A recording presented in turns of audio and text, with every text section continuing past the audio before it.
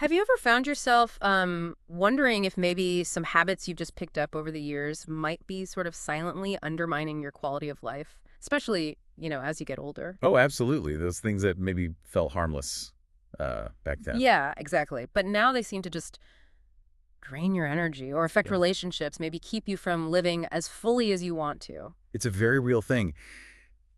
Over time, the cumulative impact of certain patterns can really build up.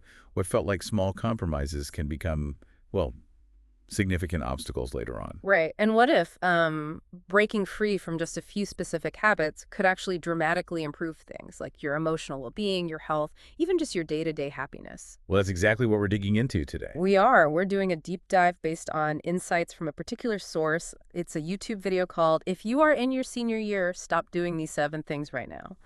It's from a channel named Wise Elders. And this video, it identifies 7 specific critical things. It argues people in their senior years really need to consciously stop doing, like right now, if they want to live more fully. Yeah. So our mission today for this deep dive is to really unpack each of these 7 habits. We want to understand exactly why the video suggests they could be holding you back, often, in ways you might not even fully realize. And crucially, we want to look at the potential improvements they talk about, the significant upsides for your emotional well-being, your physical health, your overall happiness, if you actually make these shifts. Think of this as maybe a shortcut to empowering yourself. It's about getting that knowledge to make the absolute most of these years, your golden years, adding more life to your years, not just years to your life. That's a great way to put it. More life to your years. Exactly.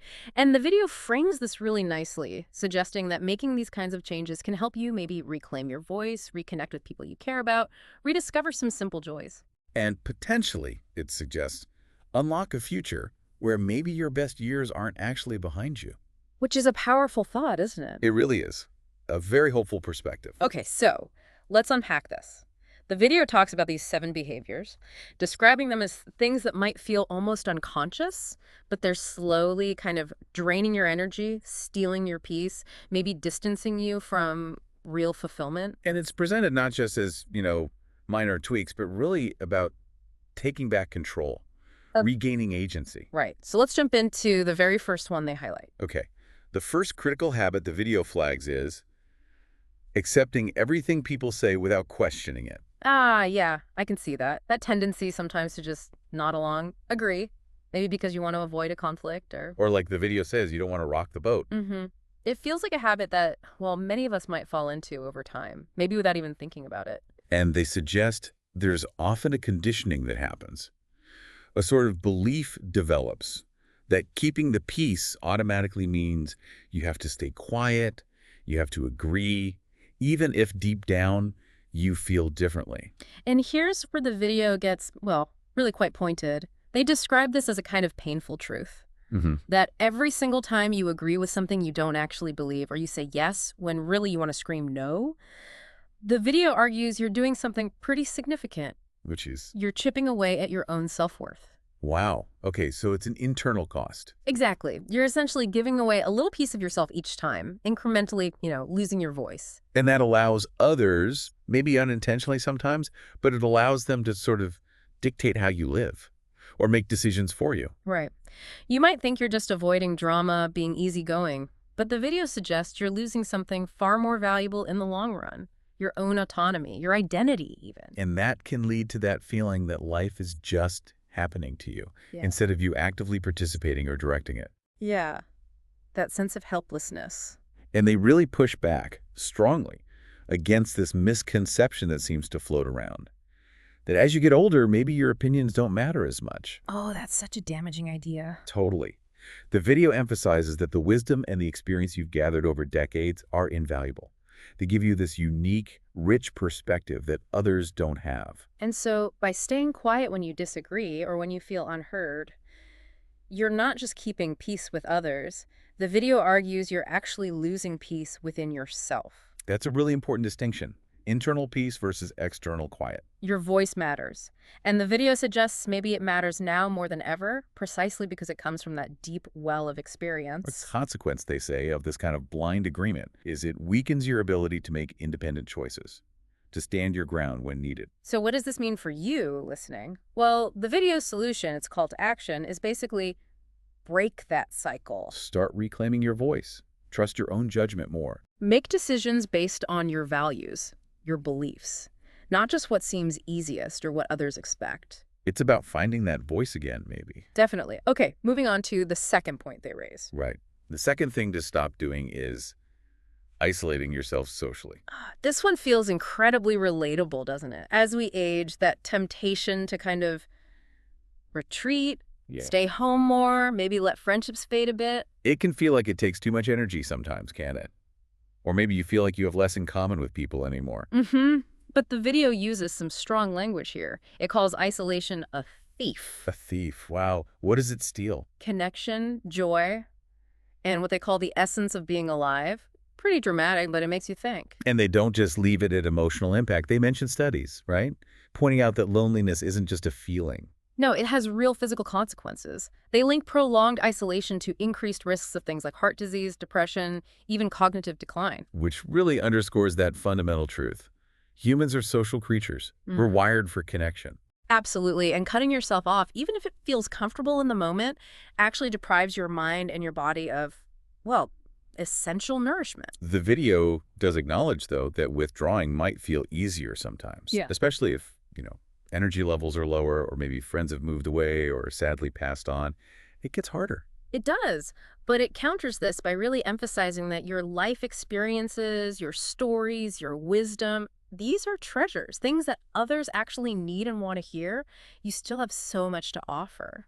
And they describe loneliness not just as sadness, but almost like a slow poison, something that erodes both emotional and physical health over time, leading to that deep, aching kind of sadness. But here's the powerful part, the hopeful message from the video. Which is? It is never too late to reconnect. Never. Okay, that's crucial. So what do they suggest? Be proactive. Don't wait for others. Reach out to family, old friends. Maybe try to meet some new people. Attend gatherings if you can. Make those phone calls. And it's not about needing to be surrounded by crowds constantly, is it? No, not at all. It's about having meaningful interactions. Those connections, big or small, that nourish your soul. Remind you that you are part of something larger, that you are still valued, still seen. So things like joining community groups, maybe taking a class, pursuing a hobby where you meet people. Exactly. Even using technology, video calls, social media, if that's your thing to stay connected, the video highlights all these as ways to rebuild those bridges. Because every interaction, no matter how seemingly small, brings benefits to your heart, your mind, your spirit. The video actually calls human interaction one of the true secrets to aging gracefully. A secret to aging gracefully. I like that. Me too. So the bottom line here is stop avoiding people just out of habit or because it feels like too much effort sometimes. Don't let isolation drown out the connection and warmth that could be waiting for you. Makes sense. Okay, what's the third point? The third thing the video says to stop doing is neglecting your physical health because you think, it's too late to make a difference anyway. Oh, that's a really common one, isn't it? Yeah. That mindset. Yeah. And it's so limiting and, frankly, kind of dangerous. Totally. It's easy to fall into that trap of thinking, well, my body's changed, it's older, so there's no point in trying anymore. Right. Convincing yourself that exercise or healthy eating won't really matter now, or maybe putting off those doctor's appointments. Yeah, but the video is absolutely clear on this point. It does not matter if you are 60, 70, 80, or even older. It is never too late. And never too late to start taking better care of your body. Never. And they really stress it's not about needing to run marathons or make massive, drastic changes overnight. It's the small things, right? Small, intentional changes that can make an enormous difference in your actual quality of life. Exactly. Things like short walks, gentle stretches, maybe some simple balance exercises. These aren't just routines. No, they can genuinely improve your mobility. They can reduce your risk of falls, which is huge for maintaining independence. Huge. And paying attention to nutrition, just eating nourishing food, staying hydrated, that provides energy. It helps manage or even stave off some of those chronic diseases that become more common later in life, like diabetes or heart issues. And beyond the purely physical, the video emphasizes the profound impact this has on your emotional well-being, too. How so? Well, taking care of your body is a powerful act of self-care. It sends a message to yourself. I matter. My health matters. I'm worth the effort. Ah, I see. So it boosts self-esteem, improves your outlook. Definitely. It makes you feel more capable, more confident. It combats that feeling of decline. So the video frames this not as like trying to turn back the clock. No, not at all. It's about honoring the incredible vessel that's carried you through your whole life and making the most of the years ahead with vitality, with energy. It's really an investment, isn't it? An investment in your future freedom, your future joy. Absolutely. So the message is, stop telling yourself it's pointless. Every small positive action you take for your health counts. It adds up. Okay. Powerful message. What's number 4? The fourth habit the video says to stop is living too much in the past, allowing old memories to constantly overshadow the present moment. Reminiscing is natural, of course. Our memories are precious. They are. But the video warns that sometimes those memories, especially if you dwell only on them, can become like chains. Chains, how so? Chains holding you back from fully experiencing and engaging with what's happening right now, today. So living solely in those memories, no matter how wonderful or even how painful they were, keeps you sort of locked in a time that, well, it doesn't exist anymore. Exactly. And it can blind you potentially to the joys and opportunities that are present in your life today, right in front of you. This often seems tied to that belief, doesn't it? That feeling that your best days are definitely behind you. That excitement, fulfillment, those are things of the past now. Or maybe dwelling on regrets, things you wish you'd done differently. That kind of thinking can really cloud the present, make today seem less vibrant, less meaningful. The video calls this kind of thinking very limiting. It essentially robs you of the possibility of creating new moments of happiness, new fulfillment. Because the truth is, as they present it, the present moment, this moment right now, is all we ever truly have. That's a profound thought. What you do with your time right now is what matters most. You can't change the past, we all know that. But you absolutely get to decide how you live today. You can choose, can't you? Choose to make the most of this sunrise, this conversation, this opportunity, whatever it might be. Getting stuck back there in the past, it essentially means saying no to the future, saying no to the beautiful possibilities that might still be ahead for you. And this isn't the end of the road. That's a key message. Absolutely not. The video really challenges that idea that age means no more chances for adventure or growth or new experiences. It says life continues to offer gifts, right, but you have to be open to receiving them. Exactly. Maybe it's a new hobby, learning a new skill, forming new friendships. The possibilities are still there, regardless of age. So the advice is, it's never too late to start a new story, a new chapter. Leave the past in your memories, treasure it, learn from it, but don't let it control your present. Don't let it dictate your today. Right. Okay, let's move to number 5. This one feels potentially sensitive for some. Yes. The fifth habit to stop, according to the video, is constantly sacrificing your own happiness and well-being for others. Oof. Yeah. For many people, especially maybe after years spent in a caretaker role, raising children, caring for grandchildren, looking after a spouse, this can feel noble, almost necessary maybe. It does. There's often this deep-seated belief that your worth is somehow tied to how much you give, how much you do for others. But the video presents what it calls a hard truth here. Which is? When you constantly put everyone else's needs before your own, day after day, year after year, you start to lose yourself. You lose touch with your own needs, your own desires. Exactly. And sometimes the video points out the people you sacrifice for, well, they might even start to take it for granted, become accustomed to it. Ouch.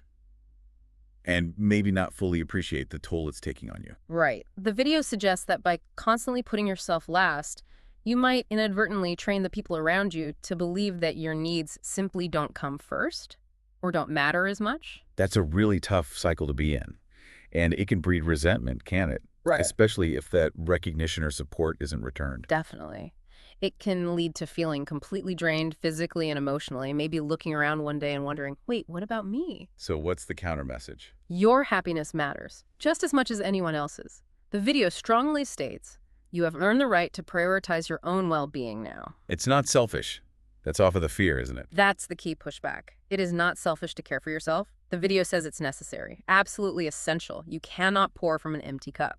And after potentially decades of giving, that cup might be pretty depleted. Exactly. So you have every right now to pursue your own happiness, your health, time for things that genuinely bring you joy.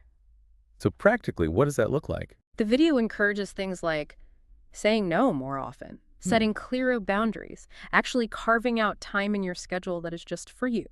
Non-negotiable time. Making yourself a priority, essentially. Yes, giving yourself permission. Permission to be happy? Maybe that means taking a trip you've always dreamed of, nurturing a hobby you let slide, or simply resting without feeling guilty about it. That guilt can be a big one. Huge. The video reminds us, you are not a machine built to serve endlessly. You are a human being worthy of care, love, and happiness yourself. So stop the endless sacrificing. It's time to turn some of that love, that attention inward. Prioritize your own needs. And the video makes a really powerful point here, saying that perhaps in this stage of life, it's actually time to let others take responsibility for themselves more. And maybe recognize that ultimately, who is going to care for you better than you can care for yourself? Precisely. Okay, number 6. This one ties into physical changes again, but from a different angle. Right. The sixth point is ignoring your own physical and emotional limits because you're afraid of seeming weak or incapable. Ah, yes. That fear of admitting limitations. The video suggests it's often rooted in this deep belief that admitting limits means you're giving in to aging, like it's a failure. It's seen as weakness, maybe. Yeah. But the video calls this mentality incredibly dangerous. It argues that refusing to acknowledge your limits is actually what truly harms you in the end. How so? Well, think about it. Trying to push yourself to do everything you did decades ago, lifting that really heavy object, maintaining a frantic pace, ignoring persistent fatigue, that's just asking for trouble, isn't it? It really is. Pushing too far can lead directly to serious injuries or health issues that might have been completely avoidable. Your body and your mind have changed over the years. The video stresses. That's okay. It's normal. It's part of life. Ignoring that reality is the real mistake. So you end up paying the price, physically or emotionally, for not admitting you were tired or in pain or that you needed a hand. Exactly. How many preventable falls or strains or episodes of burnout happen because someone just refused to listen to their body's signals, refused to admit they couldn't do it all anymore the same way? Trying to live like you're still 30 when you're 60 or 70 catches up with you. It does. Your body sends signals for a reason. Ignoring them consistently, the video warns, can come at a really great price down the line. So the core message here is actually quite profound, isn't it? I think so. It's that the greatest strength you can show now is not in pretending you're invincible, like you used to maybe try to be. But in having the wisdom, the self-awareness, to know when to step back. Exactly. To know when to ask for help, to know when to say, you know what, I've done enough for today. Aging isn't about giving up, the video implies. It's about adapting, evolving, honoring the body and mind that have carried you this far. Wisdom comes from knowing your limits and respecting them. And by recognizing those boundaries, you actually protect yourself. You give yourself the chance to live a healthier, more balanced life overall. There is absolutely no shame, the video stresses, in saying, I need to take it easy today, or actually, I can't manage this on my own. In fact, it's a sign of true wisdom and maturity, isn't it? Not weakness. Spot on. So stop pushing yourself relentlessly to be the person you were 20 or 30 years ago. Embrace who you are now, with all your accumulated experience, your resilience, and your current realities. You've earned the right, haven't you, to live at your own pace now, to take care of yourself without apology. Absolutely. Let go of that fear of appearing weak. Instead, embrace the strength that comes from knowing your boundaries. Because you're not actually losing anything by admitting limits, are you? You're preserving your energy. Exactly. Preserving your energy and well-being for the things that do bring you joy and fulfillment, things you can still do comfortably. The video clarifies this isn't about stopping everything you love. Not at all. It's about adapting activities to fit your current reality. Smart adaptation. Right. Sometimes saying no to something or admitting, this particular activity isn't really for me anymore is actually a powerful act of self-care. It preserves your energy for what truly matters now. Okay. That leads us to the seventh and final point. And this one tackles another often taboo subject for older adults. Yes. The seventh thing the video says you must stop doing is avoiding sexual relationships or intimacy because you think you've somehow passed the age for it. They call this one of the biggest myths surrounding older age, don't they? They do, and they are crystal clear. Sexuality has no expiration date. That idea that desire just vanishes after a certain age. The video says it simply isn't true for many, many people. Yet sex and intimacy are often neglected in later life, aren't they?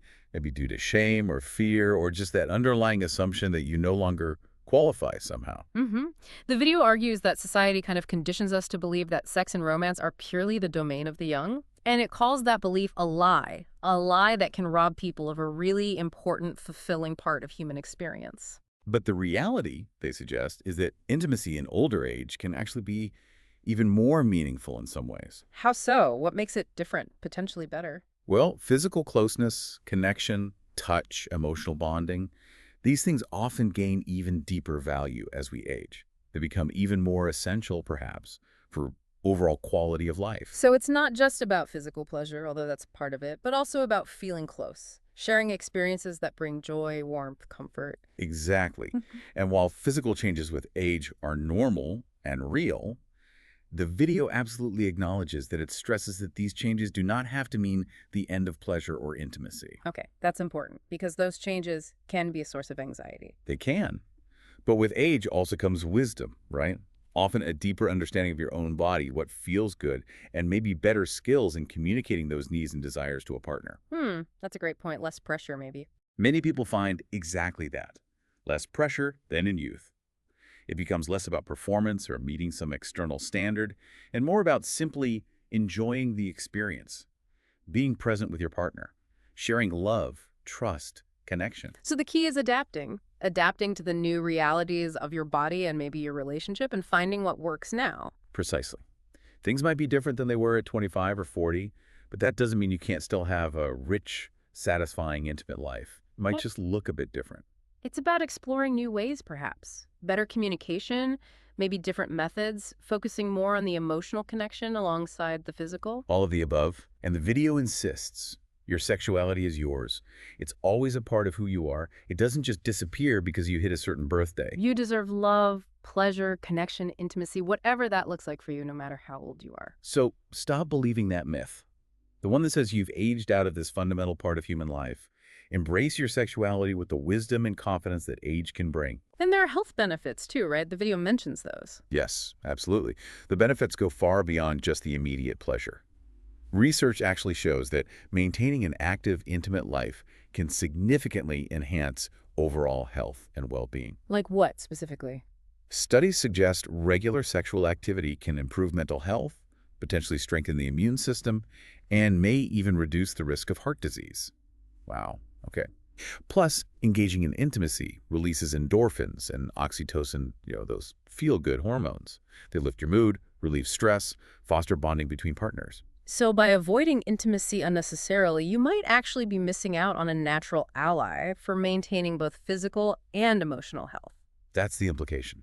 That relaxation, that happiness, that connection following intimacy can kind of ripple throughout the rest of your life, maybe giving you more energy, more positive outlook generally. Of course, everyone's journey is unique here. There's no one-size-fits-all rule for what your intimate life should look like. Absolutely not. The most important thing the video stresses is that you feel comfortable and satisfied with your choices, whatever they may be. But if desire is present, and for many older adults, it absolutely is, don't let age or societal prejudice or maybe embarrassment tell you it's wrong or impossible. You have every right to explore and enjoy this part of your life now, just as much as you might have when you were younger, perhaps even more deeply. And if you feel unsure, maybe due to physical changes or other concerns, the video encourages seeking information.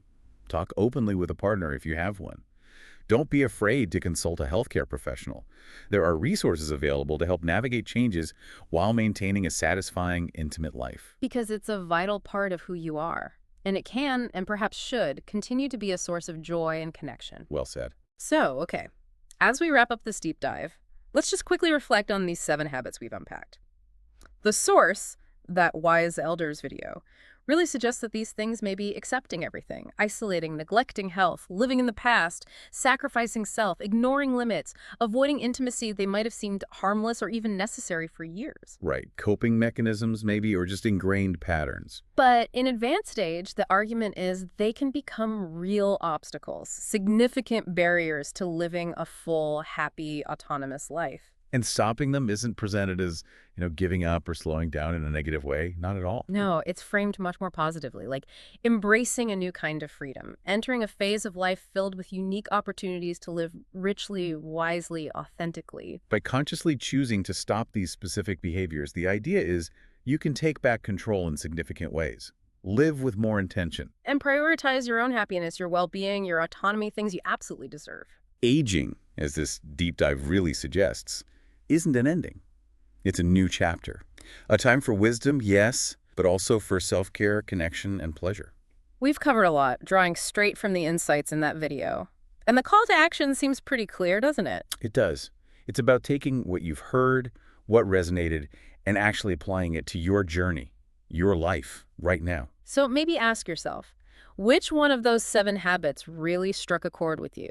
Which one felt most familiar, most relevant to your own experience? And then, maybe more importantly, what's just one small thing you could start putting into practice today or this week? Yeah. What's one tiny step you could take to begin breaking one of those cycles, to reclaim even just a small piece of your well-being, your voice, your joy, your autonomy? Because this isn't just about listening to information, is it?